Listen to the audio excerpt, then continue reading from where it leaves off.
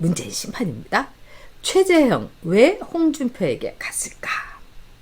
여러분 궁금하시죠? 네? 아니 왜 최재형 선수가 홍준표하고 갔을까? 그래서 사진도 아주 이렇게 찍었습니다.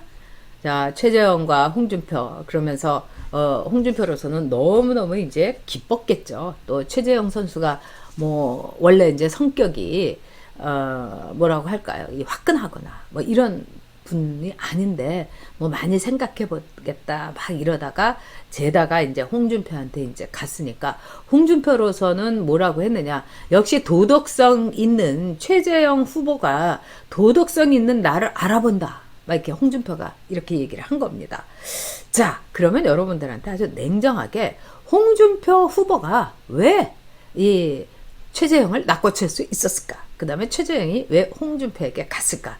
이거는 이제 제가 분석하고 또 취재한 거 여러분께 말씀드리도록 하겠습니다. 네. 우리 김선혜님께서 요즘 너무 멋져요. 항상 응원합니다. 네. 우리 선혜님 정말 멋지십니다. 네, 우리 율러님 들어오셨어요. 최재형 이분은 왜 대선에 나왔나 의문입니다. 별이님 나 궁금함. 네. 여러분이 그러지 않아도 궁금해 하실 거라고 제가 생각했습니다. 네, 미완성님께서 우리 모두 열심히 해서 미완성님 압승하자고요. 그래서 미완성님 국민의힘 게시판에도 꼭 출마를 하시고 그 다음에 종편 뭐 지상파 이런데 막 회원으로 들어가지고 막 윤석열 지지하시는 글 이런 거 다 올려주시고 또 국민의힘 지지하는 걸 올려주시고 이렇게 하면은 좋지요. 우리가 승리할 수 있습니다.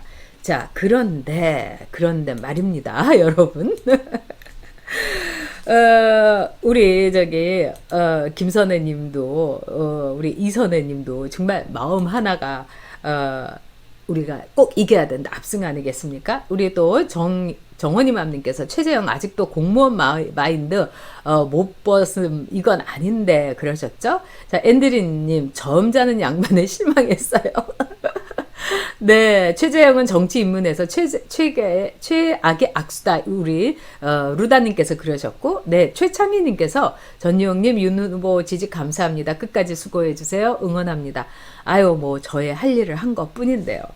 자, 첫 번째로 이제 제가 생각을 좀 해봤습니다. 최재형이 왜 홍준표에게 갔을까? 첫 번째 이유는 뭐냐면 윤석열에 대한 어떻게 보면 자부심과 또 어떻게 보면은 속상함, 열등감 이게 엉켜있기 때문이죠. 여러분도 아시겠지만은 이 최재형 감사원장은요 판사로서 이 명망도 있었고 그 다음에 나름대로 판사라는데 자부심이 있는 사람이었어요. 그럼 법정에 가보시면 안 가시는 게 낫죠. 저는 많이 갔습니다만 판사는 이렇게 높은데 이렇게 딱 굽어보고 있습니다. 그럼 밑에 검사와 변호사가 있는 거죠. 그러니까 이 법이라는 상황 속에서 판사는 늘 검사의 위에 있는 겁니다. 그래서 서양에서는 아직도 이렇게 이 노란 왜 무슨 루이 16세나 루이 14세 때 이렇게 노란 가발 쓰고 나오는 판사들 있어요. 영국에서 아직도 그렇게 합니다. 권위. 그렇게 화스러운 가발을 쓴 거는 이 가발 옛날에 그만큼 이렇게 유한 계급으로서 오치장을 하고 막 이럴 이 여유가 있었다. 권위, 여유 뭐 이런 거의 상징이었죠.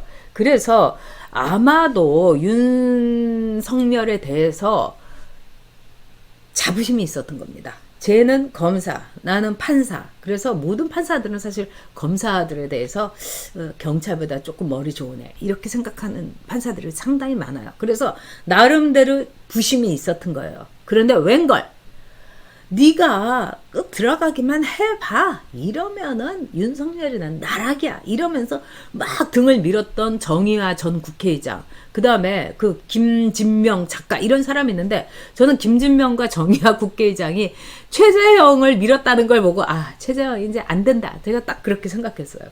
두 사람 다 헛방이에요. 그리고 책임 하나도 안 지는 사람. 그리고 최재형에 대해서 제가 실망을 했던 건 저도 최재형 감사원장의 그 파도 미담이라든가 이런 걸 보고 정말 훌륭한 사람이라고 생각을 했고요. 그리고 저분이 이제 정말 큰 역할을 해주셨으면 좋겠다 하는데 막판에 탈원전에 대해서 그렇게 막 치닫다가 백운규를 기소하는 데서 딱 고발 기소로 넘기는 거 고소하는 데서 딱 멈추지 않았습니까? 그런 걸 보고 아 저분은 뒷심이 약하구나. 어디까지나 정말 판사 공무원의 테두리를 못 받는구나 이렇게 생각을 했어요. 그래서 좀 기대 안 했어요. 최재형 그 감사원장한테. 다만 그분이 이 대선 레이스에서 둘러리를 좀 잘 서주시고 좀 반짝반짝 빛나게 해주시고 그 역할 외에는 할 수가 없다. 그러나 그 역할만 많이 한다 하더라도 저도 여러분께 말씀드린 것처럼 뭐 국무총리도 하실 수 있고 다 그런 거 아닙니까? 근데 이분이 제가 볼 때는 정치적인 감각이 그냥 빵이에요. 빵점이에요. 그래서 나름대로 애는 썼죠. 그 캠프에서도 휘둘리다가 또 캠프 해체하고 하지만 지지율이 올라가지 못하고 넘버 4에 못 든 거 아니겠습니까? 아니 넘버 4에 못 든다는 게 말이 됩니까? 그러니까 이 윤석열 총장에 대해서 열패감이 있었던 거죠. 아니 쟤는 들어와가지고 1등 하고 있고 나는 넘버 4에도 못 들고 신경질나. 그리고 사람은 똑같아요. 제가 볼 때는 아무리 훌륭하다 하더라도 뭐 열심히 기도하고 하나님 뭐 하다 하더라도 인간의 그 가슴 속에 있는 고상함도 있어요. 저한테도 아주 고상함과 거룩함이 가끔 제가 저 자신을 보고 놀랄 때가 있어요. 아 너는 이런 거 안 따지네. 참 네가 그렇게 어디서 옛날에 국회의원 할 때 돈 갖고 왔는데 그거 딱 안 받네. 이런 거에 대해서 저도 저 자신한테 우쭈쭈 할 때 있어요. 하지만 저라는 인간도요. 진짜 돈에 대해서 민감합니다. 막 그 보면은 내가 이번에 부주를 얼마를 해야 되나 막 이런 거 고민하는 인간이에요. 우리 그런 인간이에요. 최재형도 그런 인간이었던 거예요. 그렇기 때문에 윤석열에 대한 컴플렉스, 열패감, 열등감 이게 윤석열에 대한 이 자부심하고 막 섞여가지고 아우 신경질나 뭐 이러고 있었던 거였습니다. 두 번째는 뭐냐? 제가 취재한 글에는 홍준표가 엄청나게 난리를 쳤다는 거예요. 전화 계속하고 뭐 그리고 이제 또 홍준표 와이프 후원회장인 이순삼 후원회장이 이 최재형의 와이프도 공략을 하고 또 최재형한테도 우리 남편 도와주세요.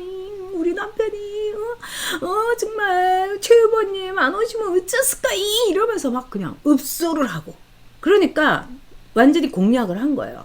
그런데 여기서 참 안타까운 건 윤 캠프가 참 잘못했습니다. 최재형은 그래도 이제 윤 캠프에서 이제 콜이 오거나 이러면은 좀 견뎌보려고 했는데 윤 캠프에서는 그렇게 공을 들이지 않은 거예요. 이게 참 저는 잘못이라고 생각합니다. 아니 윤석열이 전화 한번 해서 정말 이 최 선배님 제가 진짜 존경하고 있고 이번에 저 도와주시고 그러면 우리 정권 교체 빡세게 해가지고 우리 국민들 이 분노와 이 정말 고통에서 우리 구해줍시다. 뭐 이래야 되는데 안 한 거예요. 이게 참 문제입니다. 그래서 이 정치권에서 보면 막 바지가장이 붙잡고 살려주세요. 뭐 아니면 죽습니다. 이런 사람한테 끌리게 되는 거예요. 내가 그렇게 중요한 존재야? 나 없으면 안 돼? 뭐 이런 느낌을 주게 해야 되는 거 아닙니까? 근데 윤 캠프에서 이렇게 보면은 그냥 뭐 서민 교수 같은 사람하고 이렇게 하고 그 너무 왔다 갔다 하는 사람이잖아요. 네? 거기다가 저 좌파 쪽에 있는 사람들은 막 붙잡고 뭐 서민 교수가 뭐 추미애가 옳았다 추미애한테 사과한다 이런 헛소리 하고 있으니까 막 전화해가지고 서 교수님 우리 뭐 걷어들인 겁니다. 이게 뭡니까? 오히려 또 그런 경우는 우리는 서민 교수 손절한다. 딱 이래야지 권위가 있는 거지. 그래서 지금 윤 캠프가 굉장히 문제가 있고 즉 홍준표는 붙잡았고 윤석열은 먼 산 보고 있었다. 이거 참 이 윤 캠프 앞으로 이렇게 하면 안 되는 겁니다. 또 세 번째는 지금 이 최재형은요 아주 쓰라린 그 시절을 보내고 있는 거예요. 근데 이 정치판에 들어보니까 만만치가 않은 거랍니다. 거기다가 돈도 없어. 그러면은 누가 내 뒷배를 확실하게 봐줄 이거를 원하고 있는 거예요. 그런데 지금 홍준표와 그 라인 쪽에서 아까 우리 제임스 김도 올리셨지만은 경남지사를 밀어주겠다 이렇게 한 거예요. 홍준표가 경남에서 재선했죠. 그리고 홍준표의 어떤 PK의 조직이라든가 또 의원들 이런 게 있는 거예요. 그래서 내가 대통령이 되면은 경남지사 공천 확실하게 준다. 이렇게 된 거예요. 거의 이거는 저도 확실하게 틀었습니다. 그러니까 거기에 고 이렇게 된 거예요. 그 다음에 이제 네 번째로서는 그러니까 윤석열은 또 전화해가지고 만나자고 하고 그 다음에 후보님 제가 선배님 대통령이 되면 서초갑에 공천 꼭 들여서 서초갑에서 우아하게 선거하시게 해드리겠습니다. 이렇게 얘기하는 거죠. 서초갑은요 우아하게 선거할 수 있어요 여러분. 선거운동 안 해도 돼요. 그리고 강남이나 서초는 선거운동 하면은 예전엔 그랬어요. 아우 시끄럽게 왜 선거운동 하냐고 안 그래도 찍어준다고. 그래가지고 그냥 사무실에서 사람들이나 만나고 예전에 그랬어요. 근데 그걸 안 한 거죠.